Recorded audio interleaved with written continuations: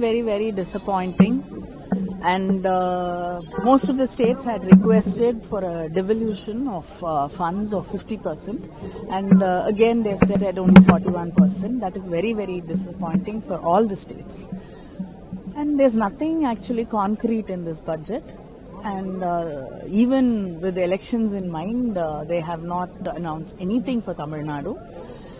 They're not giving us anything, but then they want to, mine rare earth from Tamil Nadu, and it's a very disappointing budget. Kanimozhi அவர்கள் இப்ப அவங்களோட ஒரு video போட்டிருந்தாங்க டெல்லியில இருந்து பட்ஜெட்டை பத்தி. இந்த திமுக அரசு என்னைக்காவது எந்த பட்ஜெட்னாலுமே இது மக்கள் விரோத பட்ஜெட், மக்களுக்கு எதுவுமே இல்ல, தமிழ்நாட்டுக்கு இல்ல ஆகும்னு குதிக்கிறாங்க.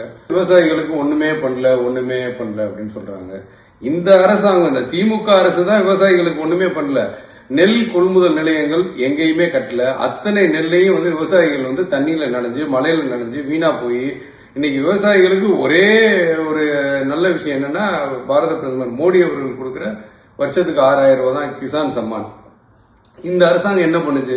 இவங்களே ஒண்ணும் பண்ணல. அப்புறம் அது பண்ணல இது பண்ணலன்னு அதான் இந்த பட்ஜெட்ல இருக்கு. 1 கோடி தென்னை விவசாயிகளுக்கு மொத்தம் 3 கோடி தென்னை விவசாயிகள் பயன்படுற அளவுக்கு கோகனட் ப்ரொமோஷன் ஸ்கீம்னு ஒன்னு எடுத்துட்டு வராங்க. அப்ப அது விவசாயிகளா, தென்னை மரம் வச்சிருக்க விவசாயியா, இல்ல ஃபேக்டரி நடத்துற இண்டஸ்ட்ரியலிஸ்டா? இந்த உங்களுக்கு புரியுமா புரியாதானே எனக்கு தெரியல.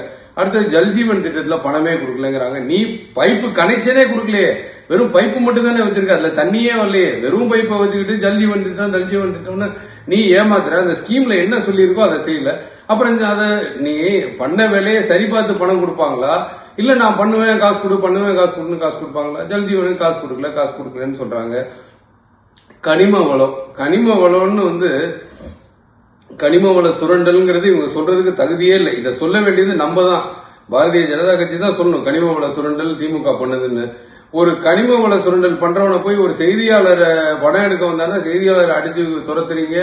எதுவும் பண்ண முடியாது. எந்த ஊர்லயும் எதுவும் கிடையாது. கன்னியாகுமரியில இருந்து அத்தனை மண்ணையும் திருடுறீங்க. அதாவது என்னைக்குமே திமுக சரின்னு சொல்லுவாங்களோ, எதிர்கட்சிகள் இந்த பட்ஜெட் நல்ல பட்ஜெட் சொல்லுவாங்களோ யாரும் எதிர்பார்க்க மாட்டாங்க. அது உலகத்துக்கே தெரிஞ்சது. ஆனா நீங்க பண்ற தப்பை மறைக்கிறதுக்கு இதுல அது இல்ல அதுல இது இல்லைன்னு சொல்றது ஏத்துக்க முடியாத ஒண்ணு.